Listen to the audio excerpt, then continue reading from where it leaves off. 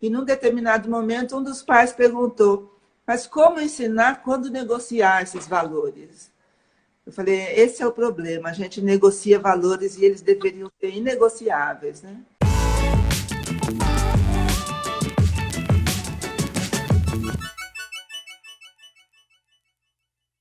Pessoal, nada mais, nada menos do que a professora Roseli Saião, colunista da Rádio Band News, escritora, educadora e palestrante. Muito obrigada da senhora ter aceitado o meu convite do Papo com Palestrante. Muito obrigada. Foi um prazer. Senhora ou você? Pode chamar de você.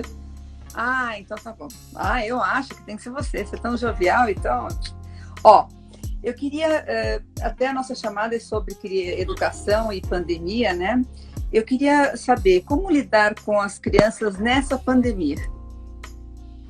Não está fácil, não, né, Sandra? Nem Não. um pouco, porque as crianças estão sem aquilo que é mais importante para elas, que é o contato com seus pares, outras crianças e, inclusive, outros adultos, né? Cada adulto tem um estilo de se relacionar com a criança. Então, os pais, cada um deles tem um estilo, os parentes próximos que ainda convivem têm um estilo. Mas, quando a criança vai para a escola, ela entra em contato com os professores, todos os trabalhadores, né, da instituição escolar, que têm estilos diferentes de amorosidade, de dar bronca quando precisa, de falar com firmeza. E isso faz muito bem para a criança, para ela não crescer fechada, né, só entre 2 ou 3 estilos. E o relacionamento com outras crianças é importante para o desenvolvimento dela, né? A criança se desenvolve muito melhor quando ela está em contato com outras crianças. Sim. Então, em função disso, em função, inclusive, também das grandes restrições, dos grandes limites, né, que as crianças estão no momento, boa parte delas em casa, sem poder sair, sequer ir para a rua, às vezes os locais em que moram são pequenos, isso também tem restringido muito a vida delas. E as notícias que elas entram em contato, né? Não há como evitar.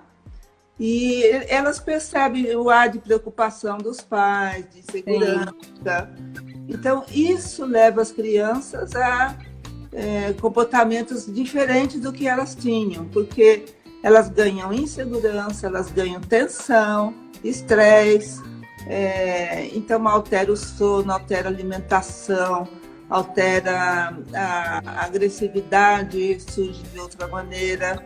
Então não está fácil, não. Inclusive porque os pais estão também, né? Não está fácil. Não está fácil mesmo. Me fala, há quantos anos você leciona ou lecionou? Eu fui professora durante um bom tempo, né? Mas atualmente eu não tenho sala de aula formal. Continuo sendo professora, mas informalmente, né? Eu comecei, logo depois que me formei, em 73, a dar aulas para o ensino técnico, o que equivale hoje ao ensino médio nosso, né? Logo depois eu fui para a faculdade, dei aula em faculdade, fiz carreira universitária rapidamente, fui coordenadora de curso de psicologia mesmo, dei aula para muitos cursos, que naquela época tinha o básico, né? Então, quase todos os cursos tinham introdução à psicologia. Aí eu também dirigi a clínica universitária por um tempo, aí me cansei da universidade, porque eu considero a universidade uma instituição muito fechada à comunidade, né? Ela conversa... ficam só entre os acadêmicos, né? Exato. Uma coisa... Exato. E eu tinha o anseio de um alcance social do meu trabalho. Eu fazia clínica paralelamente e fazia também assessoria a escolas, nessa época, principalmente de educação infantil. Desculpa. Imagina. Depois continuei... Saí da universidade, voltei a dar aulas no ensino médio, em diferentes escolas, e depois deixei por conta de outras atividades profissionais, né? quando comecei a escrever, principalmente. Ah, que legal. Me fala, o que você acha da estrutura educacional de hoje? Brasileira, Sim. Nós temos alguns vícios, né, que a gente poderia não ter. Um dos vícios é que as escolas acham que precisam ter a mesma estrutura, ter a mesma organização, e não precisa, né? Cada escola, inserida numa determinada comunidade, poderia muito bem criar sua organização, uma identidade, né? Escolas municipais, é isso? Municipais e federais. Todas. Particulares e públicas, de todo tipo, né? Tá. Quando eu digo organização, Sandra, eu digo assim, os alunos não precisam ser agrupados mais ou menos pela mesma idade, pela série. Então, pode ser formatos muito diferentes, né? No Brasil, nós temos escolas com formatos diferentes. Não são inúmeras, mas nós temos. Sim. E elas conseguem uma boa manutenção do alunado. Isso é muito importante, né? Porque nós temos um índice de evasão muito alto. Sim. E quando não é evasão física, é a evasão da vontade de estudar, da motivação. O aluno está lá, mas não está, né? Então, nós poderíamos mudar, atualizar. As nossas crianças crescem desde o primeiro ano de vida com muitos estímulos. Elas são atentas a várias coisas ao mesmo tempo, né? Elas não têm esse costume de ficar sentado, quieto. Então, a gente estimula muito. Aí, quando chega na hora da escola, aí a gente começa a querer que elas fiquem quietas e sentadas. Não combina mais com essa geração, não combina, né? Então, a gente precisa criar uma organização escolar em que eles participem mais, tenham mais voz ativa, né? Por exemplo, eu não me conformo que a escola faça reunião com pais sem a presença dos alunos, que são os maiores interessados no que a escola tem a dizer, né? Verdade. Que são eles que estão lá. Então, quando a escola vai conversar com a família, deveria conversar com a família toda, inclusive com o seu aluno junto, né? Certo. É tanta coisa, né, que tem que ser revista e ver que as pessoas hoje vão se adequar muito melhor e dar um resultado muito melhor se for dessa maneira, né? Mas olha, eu assisti um vídeo que você fala sobre o enquadre. E eu achei ele tão interessante. Você acha que está sendo aplicado hoje, na pandemia, o enquadre? Não tem jeito, né? Não. Não, porque o enquadre é mais ou menos o seguinte. Para fazer uma atividade, a gente precisa de ter um contorno, né, favorável a essa atividade. Então, por exemplo, o aluno vai para a escola, lá tem esse enquadre, né? São vários alunos estudando a mesma coisa juntos, junto com o mesmo professor. Então, tem toda essa situação que facilita para ele que ele preste atenção, foque em determinada coisa. E hoje, com o ensino remoto, eles estão em casa. Em casa não tem quadro. Não tem, né? Porque é um ambiente muito familiar para a criança. Para um adolescente, já no final, ensino médio, por exemplo, ele consegue com maior facilidade. Criança não consegue, né? Então, ela precisaria... Tem um conto do Coni que fala isso de uma maneira esplêndida. Então, ele conta que quando ele era criança, ele nunca frequentou a escola, e aí ele precisava entrar, na época era muito concorrido o seminário para meninos, né? Mas tinha um exame de admissão. E aí o pai dele, que era professor, que resolveu prepará-lo para o exame de admissão. E o pai dele fez um enquadre, estabeleceu uma série de regras, fez ele colocar uma determinada roupa, levar merenda, tinha hora para começar, tinha hora para terminar. Ou seja, ele instituiu uma situação, um contexto muito favorável que o menino entrasse no papel de estudante. E hoje em casa é muito difícil, porque, olha, a criança está lá. As aulas já são muito extensas para a criança. Ela não consegue acompanhar 30, 40 minutos de aula, né? Aliás, o ensino remoto não é nem um pouco adequado para a criança, porque ela depende muito do vínculo com o professor para a sua aprendizagem, né? Mas e quando a gente não pode, a gente pode tentar algumas coisas. Seria melhor que a gente tentasse aulas bem curtinhas, o tempo suficiente dele conseguir prestar atenção, né? E que a família ajudasse, assim, nas suas possibilidades, de tirar a maior parte dos estímulos que são íntimos dele, né? Você imagina a criança em casa assistindo uma aula e daqui a pouco vê o cachorro passar, já quer brincar com o cachorro. Já distrai. Para ver o que ele vai fazer, onde ele vai. Sente o cheiro da comida que a mãe está fazendo, ou outra pessoa. Qualquer barulho. Tudo, né? Então, é verdade. É esse enquadre que está muito difícil hoje e que dificulta a aprendizagem, né? Agora, o que tem dificultado muito foi a falta de preparo do estudante para o ensino remoto, né? E dos professores também, porque eu conversei com muitas mães que dizem que os filhos têm aula 2, 3 horas seguidas, criança de 8, 9 anos não dá conta. É complicado, né? Mas explica o que é o enquadre. Então, é esse contexto pré-determinado que facilita a pessoa a entrar numa determinada situação e exercer um certo papel. Papel de aluno, por exemplo, o enquadre é todo o contexto que o ajuda a entrar no papel de aluno. Certo. Há quanto tempo você faz palestra? Nossa, eu faço palestra. Eu acho que a aula é uma palestra, né? Você sabe que... Fora essas, assim, essas palestras mais profissionais, assim. Uhum. Desde que eu comecei a minha escrita pública em jornais. Acho que já faz uns 30 anos, né? Caramba, 30 anos. E, assim, qual era o tema mais solicitado antes da pandemia e hoje? Qual é o tema mais solicitado?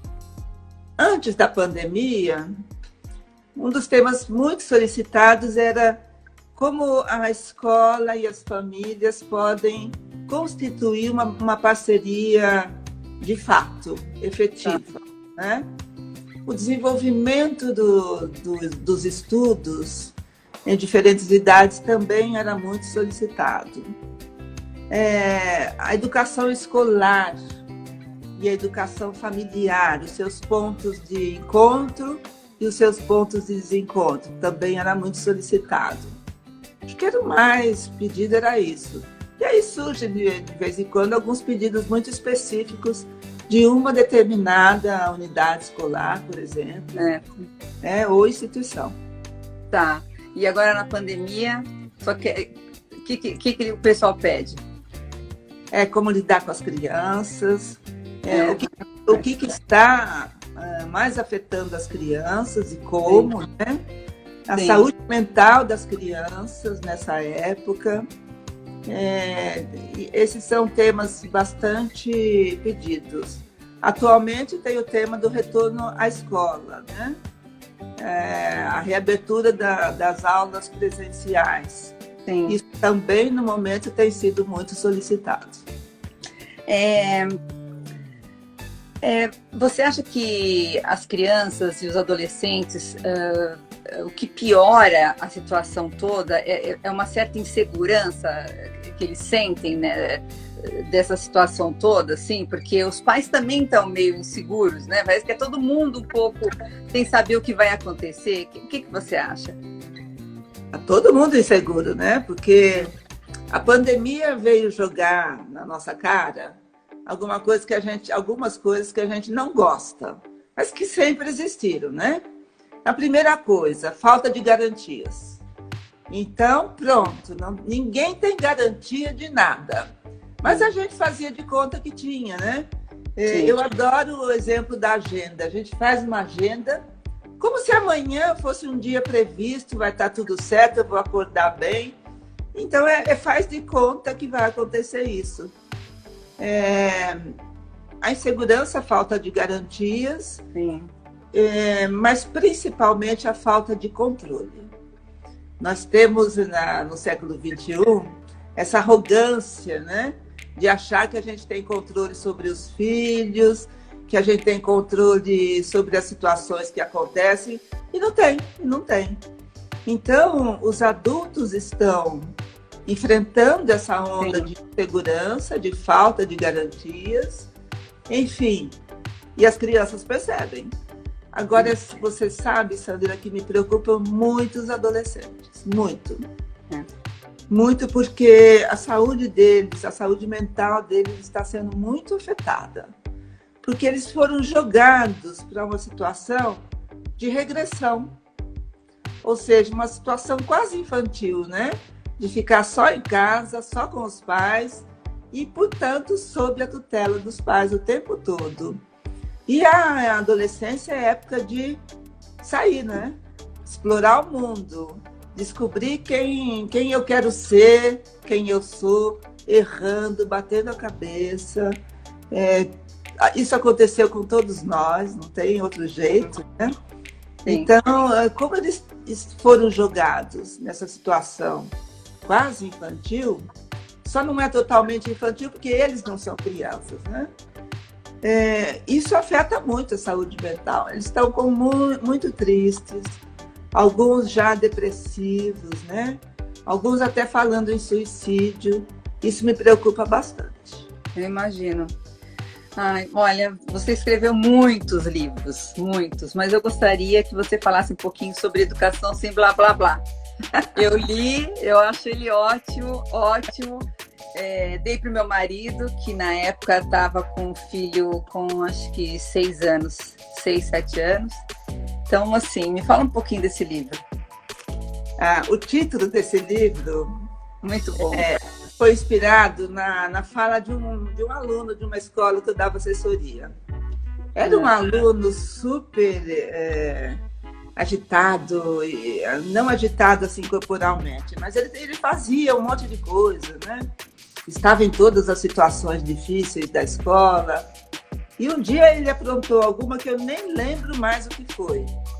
Mas eu sei que era dia da minha assessoria, eu estava na escola. Aí o diretor pediu, ele estava no 4º ano, uma coisa assim, devia ter 9, 10 anos. O diretor falou que ia ter uma reunião com o menino, né? Se eu podia participar. Como eu tinha ficado sabendo só naquela hora o que tinha acontecido, eu falei, olha, eu vou participar mais de observador, depois eu dou o feedback para vocês, né? Quem vai à reunião? Ele falou, um menino de 9, 10 anos, né? O diretor, a orientadora, a coordenadora, a professora e eu. Eu falei, gente, é muito adulto, né? Vai intimidar, não se intimida, fique tranquila. Aí fomos para a reunião. Então, primeiro falou o diretor, falou do que ele tinha feito, deu sermão, depois a orientadora, depois a coordenadora, depois a professora. E aí, depois que todo mundo falou, aí falaram assim para ele, e aí, você, o que tem a dizer, né? Ele olhou bem para a cara de todos, falou assim, o que eu tenho a dizer? Blá, blá, blá. E eu adorei, porque essa falação do adulto com a criança não faz o menor sentido para ela, né? A nossa atitude precisa ser mais de ação do que de falação.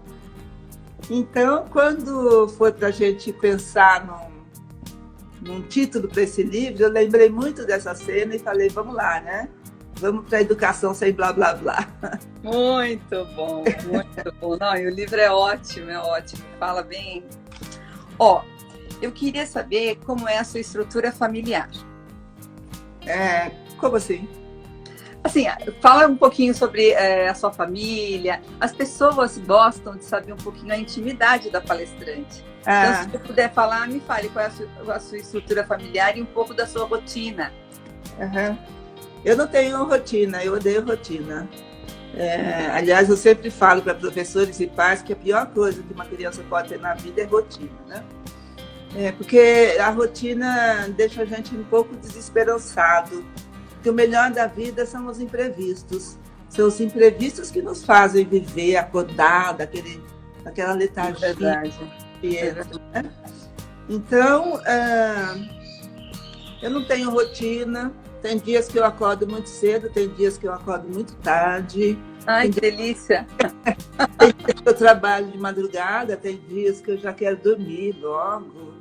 Então, é muito instável meu dia e minha agenda também é muito instável, né? Eu sou divorciada, eu me casei logo depois que me formei, tive...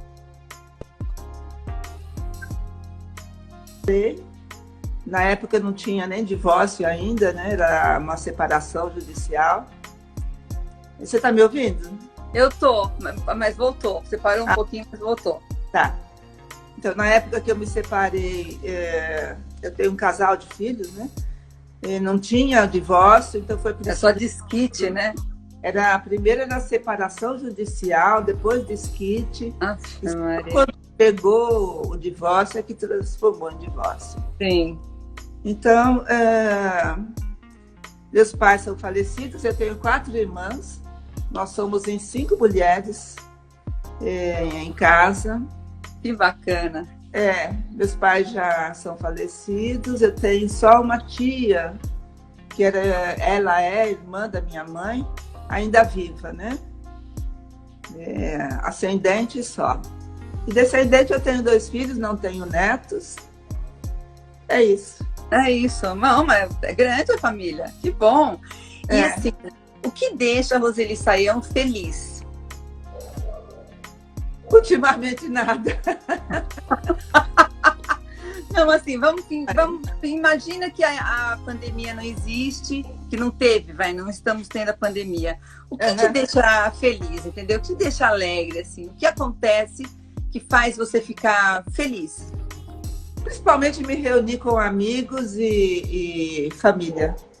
Principalmente, né? Isso deixa a gente feliz mesmo. Eu sou uma pessoa assim, caseira, eu gosto de ficar em casa, não gosto de sair muito, gosto de receber amigos, isso sim, né? Agora, por que eu disse atualmente nada me deixa feliz?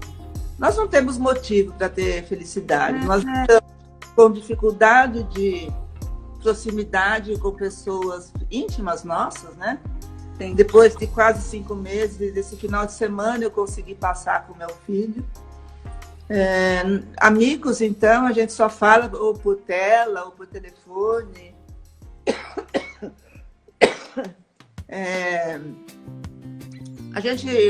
Eu não vejo TV, não assisto televisão, mas por conta da minha profissão eu preciso ler jornais e revistas, né? Não tem notícia boa para a nossa sociedade, não tem, né? Nem para o mundo. Então, a minha felicidade sempre depende do contexto, né? O nosso contexto não está favorável. Não está, né? E me fala, o que é inegociável para você? Meus princípios, meus valores. Eu me lembro perfeitamente, né? Uma escola me pediu para fazer uma palestra para pais a respeito dos valores na educação, como ensinar os filhos a terem valores, né? E em um determinado momento lá, eu sempre faço palestra no diálogo, e num determinado momento um dos pais perguntou: mas como ensinar quando negociar esses valores? Eu falei, esse é o problema, a gente negocia valores e eles deveriam ser inegociáveis, né? Então, eu já desisti de muito trabalho por conta de valores, né? Ou seja, se não dá para manter os meus valores, eu prefiro sair fora. Não, é complicado mesmo. Uhum. Olha, a última coisa que eu peço sempre é uma dica, que você dê uma dica, ou que você já fale nas palestras, ou que você acha interessante estar passando para quem está ouvindo a gente, quem vai ouvir depois. Aliás, eu peço que as pessoas se inscrevam nas nossas redes sociais. E esse vídeo vai ser gravado, vai ser colocado, eu vou ficar ao lado da professora e vai ser colocado no YouTube. Então, é uma dica sua. Uhum. Então, eu vou falar desse momento, né? Nós vivemos um momento muito delicado. A maior preocupação da maior parte das pessoas é com a saúde física.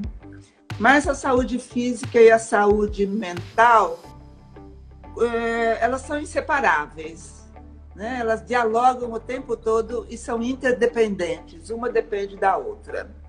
A saúde mental dos nossos filhos, das nossas crianças, dos nossos netos, dos nossos alunos, está ou estará muito afetada após esse período de distanciamento físico e no retorno às aulas, né? Então, a minha dica é muito acolhimento, né, aos comportamentos inquietos, inseguros, às manhas, ao choro sem motivo das crianças, à agressividade, né? Porque tem motivo, elas não conseguem expressar. Eu estou angustiada, eu estou insegura, então o comportamento delas expressa. Entendi. Então, assim, muito acolhimento, muita amorosidade. E aí nós estamos num bom momento de aprender a expressar amorosidade sem ser com tanta melação de beijo e abraço, né? Sim, não precisa disso, né? Não precisa. O olhar mostra, né? As palavras mostram, expressam isso. Então, a gente precisa desenvolver mais isso. A nossa expressão facial, quando a gente olha para os nossos filhos ou nossos alunos, precisa expressar aquilo que eu estou querendo de fato. Sim. Então, a gente precisa de autoconhecimento e a gente precisa de paciência com eles e com a gente. Porque a gente erra muito e vai errar sempre. É isso mesmo. Olha, eu tenho uma imensa admiração, tá? Por você e agradeço imensamente por estar participando do Papo com Palestrante. Eu aprendi muito e eu tenho certeza que muita gente aprendeu. Obrigada. Muito obrigada. Foi um prazer, Sandra. Até mais. Até mais. Tchau, tchau.